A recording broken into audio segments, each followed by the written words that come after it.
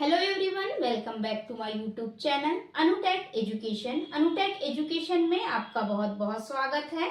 आज की क्लास में हम लोग वोकेबलरी देख रहे हैं, सिनोनिम्स। ओके, बहुत ही इंपॉर्टेंट वोकेबलरी है जो हर एक एग्जाम में रिपीट एग्जाम में पूछी जाती है। कम से कम पिछले 10 से 15 सालों के बीच में ये वोकेबलरी वही हर एक एग्जाम में रिपीट होते जा रही है। तो मैं वही वोकेबलरी आप लोगों को बताई हूँ जो एग्जाम में पूछी हुई है। ओके, तो देखते हैं हमारी फर्स्ट वोकेबलरी क्या है कि ब्रूटल।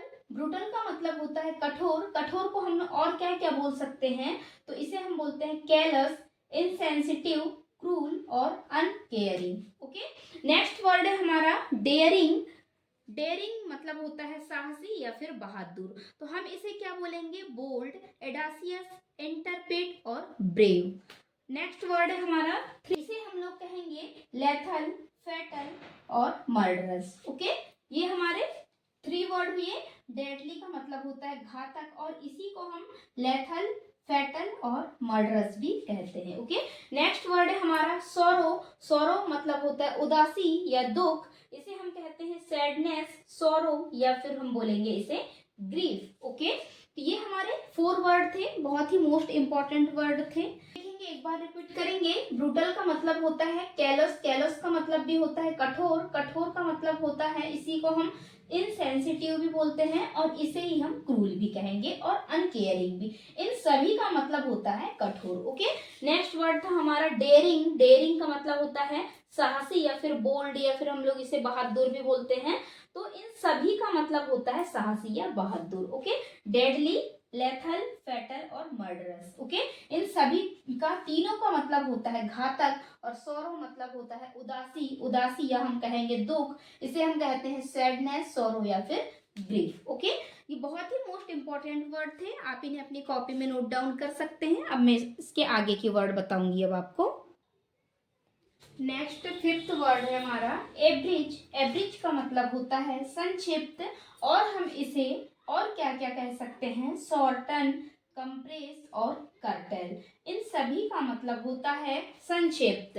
नेक्स्ट वर्ड है हमारा एम्यूजमेंट। एम्यूजमेंट बहुत ही इंपॉर्टेंट वर्ड है, इसका मतलब होता है आनंद और हम इसे कह सकते हैं हैप्पीनेस, ग्ली या डिलाइट। इन सभी का मतलब एक ही होता है, आनंद। ओके, अगला वर्ड है हमारा एम्बिगस। एम्बिगस मतलब होता है अस्पष्ट, जो एकदम स्पष्ट नहीं दिखता है उसे हम लोग बोलते हैं अस्पष्ट।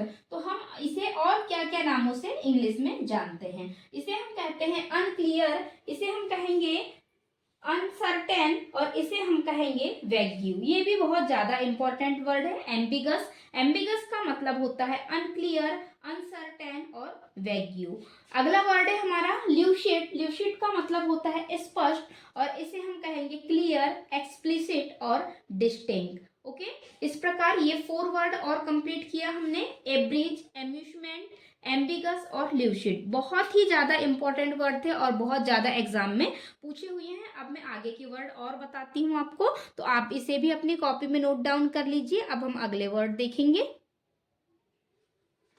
नेक्स्ट वर्ड है हमारा 9 नंबर का एनरिच। एनरिच का मतलब होता है समृद्ध या फिर हम इसे कहेंगे क्लीन, प्यूरिफाई, ऑनर या फिर हम इसे कहते हैं प्रेज। इन सभी का मतलब होता है समृद्ध या फिर संपन्न होना। ओके, अगला 10 नंबर का वर्ड है हमारा गुलिबल। गुलिबल का मतलब होता है मासूम या फिर हम इसे कहेंगे बच्चों जैसा। ओके, जो बहुत ही मासूम होता है बच्चों के जैसे। तो इसे हम लोग किस किस नाम से जानते हैं, इसे हम कहते हैं नैव, चाइल्ड लाइक, इनोसेंट और क्रेडुलस। ये वर्ड पता नहीं कितने बार एग्जाम में पूछा हुआ है, हर एक कंपटीशन एग्जाम में एक के बाद एक किसी न किसी एग्जाम में पूछा ही गया है, इसलिए मैंने आप लोगों को पूरे सेलेक्टेड ही वर्ड बताया। ओके, तो गाइस आई होप आपको समझ में आई होगी ये वोकेबलरी। सिनोनिम्स थे, बहुत ही आसान थे और बहुत ही मोस्ट इंपॉर्टेंट थे जो रिपीट एग्जाम में पूछे हुए हैं। तो ठीक है, आज की क्लास को हम लोग यही ओवर करते हैं। आई होप आज की क्लास आपको पसंद आई हो। यदि क्लास पसंद आई हो तो प्लीज एक प्यारा सा कमेंट जरूर करना और वीडियो कैसा लगा आप जरूर बताइएगा। ओके, और चैनल पे नए हैं तो प्लीज चैनल को सब्सक्राइब कर लेना ताकि आगे आने वाले हर एक वीडियो की नोटिफिकेशन आपको मिलती रहे। Thanks for watching this video. मिलते हैं हम अब अगली क्लास में। ओके, तब तक के लिए थैंक यू।